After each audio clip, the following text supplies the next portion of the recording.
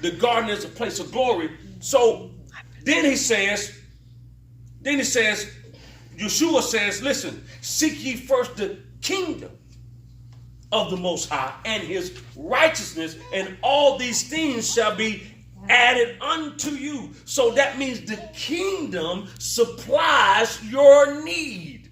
So the glory is in the kingdom, and the kingdom supplies the need. Okay, watch this. So therefore, Adam had to be, that garden represents the kingdom, and he was filled with the glory of the kingdom.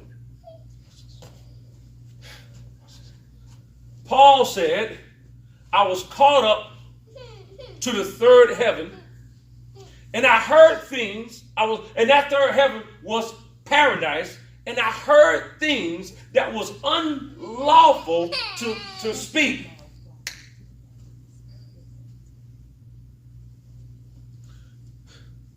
So therefore, if Paul was caught up to paradise, and paradise is a place of peace and tranquility and everything. So therefore, paradise and kingdom is synonymous. So the garden that was in Eden was nothing but the third heaven on earth. Watch this, Brutus. Wow. Outer court, inner court, holies of holies. Who's in the holies of holies? Yeah. The Most High Yah. Who else is in the holies of holies?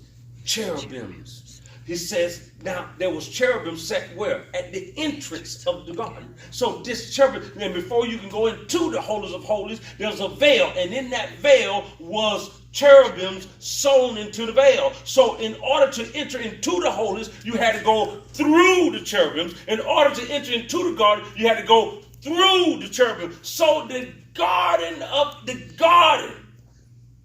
was paradise, the third heaven on earth. I'm going to end this. So that paradise is actually the kingdom that Yeshua was talking about when he said, repent, for the kingdom of heaven is at hand. What do you mean? He said, paradise had returned.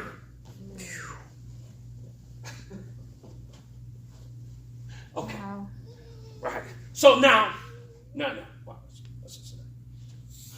The Most High put Adam in the tangible paradise. He could touch, see, smell, and taste. Says, every tree of the garden thou mayest what? Freely eat. But of this tree, don't eat. So he was in the tangible touch, see, smell, taste garden of paradise, which is paradise of the kingdom, right? So he take this tangible place and hides it in a people.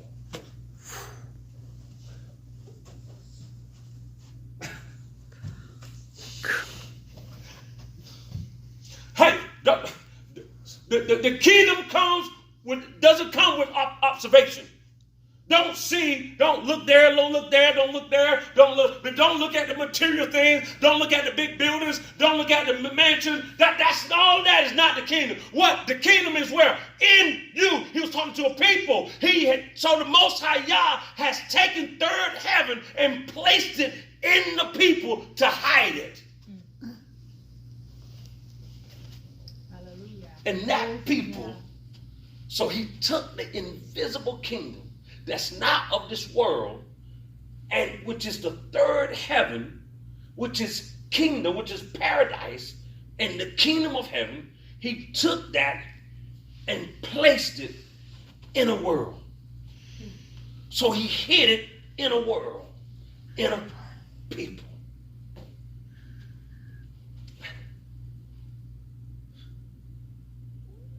Don't you see? Wow. Because if the church, Christianity truly had the kingdom, they wouldn't be running. You wouldn't see all of this. Now watch this. The scripture says, darkness shall cover the earth, but gross darkness shall cover the people. But the light of the glory is going to increase upon you. This is, as I'm paraphrasing, this is Isaiah, who he's talking about a people.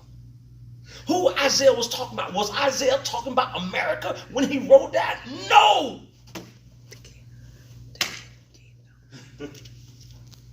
He was talking about his people. He was talking about a people.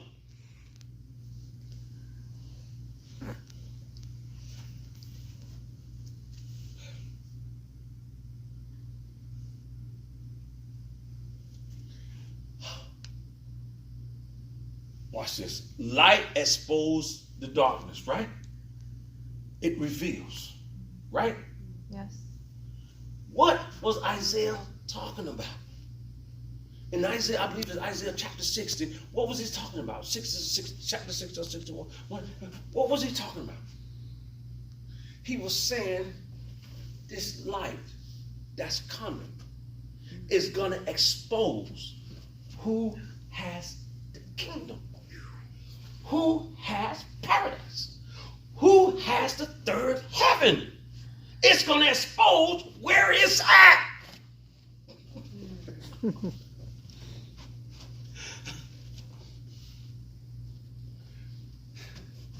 The light reveals.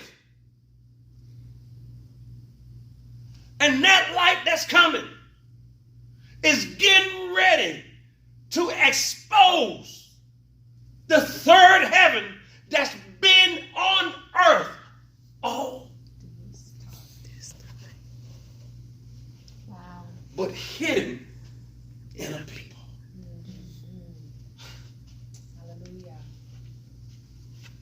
Let's pray.